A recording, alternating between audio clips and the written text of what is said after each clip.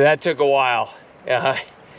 Fishing has not been super productive, but I finally got into one here, and I had to, I just call it plunging the sighter, and I really had to just bore down on top of that nymph with my sighter. Normally, I don't like my sighter in the water, but the fly that the fish bit was the largest Rose's violet tag nymph, and I think that is, I think it must be a size 14, but let me walk you through what that means, or what I describe as plunging the sighter, and I normally do it when it's going over a drop. So let me turn the camera over this direction and I'll walk you through that.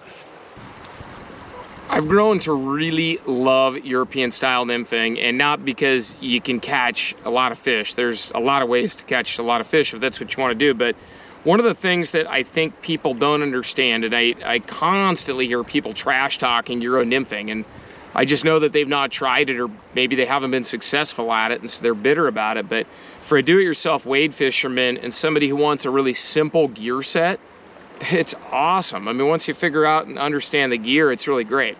One of the key components to a Euro rig, which is no strike indicator, working my nymph at or near the bottom level, is the sighter. And the sighter is simply just a bright colored piece of monofilament, and certainly there's different colors or styles of sighters, but it's visible, and it can be anywhere from 12 inches long to 3 feet long. It can be variable. There's no exact formula.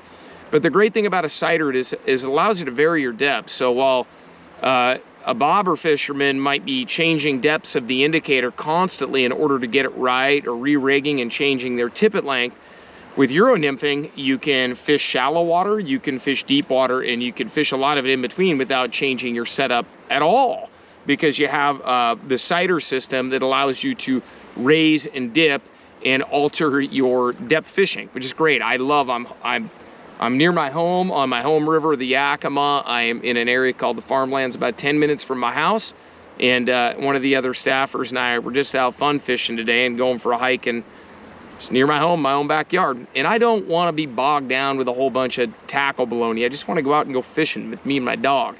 So the sighter itself, it allows you to vary depth. Now, something to understand about the sighter, I'm going to put the rod down so I can hold the sighter material in the leader here and explain this as best I can. So normally when you're fishing, and it's easier to do this by hand just visually than in the water, normally when you're fishing, I like to keep my sighter out of the water because it's much thicker. The thicker the sighter is, if you were to dip it in the water, the current will push on it and sweep your flies up off the bottom, and you'll have drag and a poor presentation. What happens is this tippet is just razor thin. That's a very, very fine fluorocarbon tippet.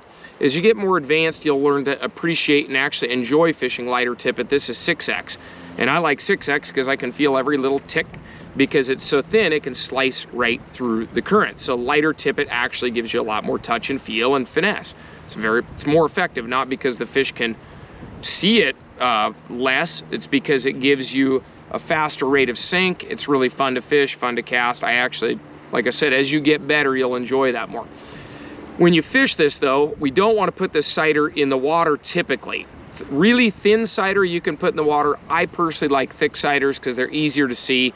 They don't break, they don't tangle, they're just reliable. Again, it's simplistic gear, but with a thick sighter, I typically have to keep it out of the water.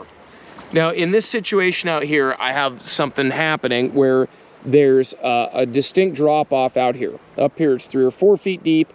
It goes to about 5 feet deep right here, and then 6, 7, 8 feet deep down there. And the fish today have been really stubborn, and they seem to be only in the deepest spots.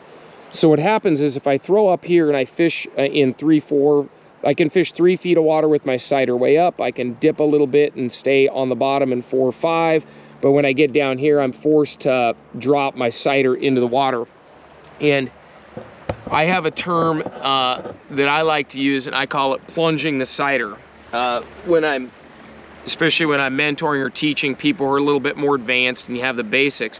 When you plunge the sighter, you have to use the weight of the fly as you dip to bore that sighter straight down like this, okay, like a drill bit. So I have the weighted fly on here, and I've gone over the ledge, and now my fly is off the bottom.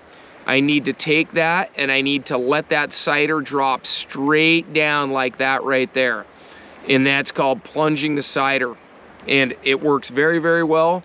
But if you ever see your sighter laying flat on the water, you either don't have enough weight, you're dipping at the wrong angle, or you're doing it incorrectly. So you can plunge the sighter and drop the sighter in on those drop-offs. Can be highly effective. It can be really, really good in those deep back eddies.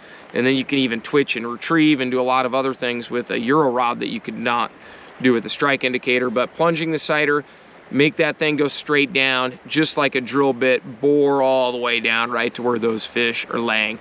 It's a really fun way to fish and a great technique for fishing on those deep drop-offs and stair-stepping your fly right down into the hole where the fish are.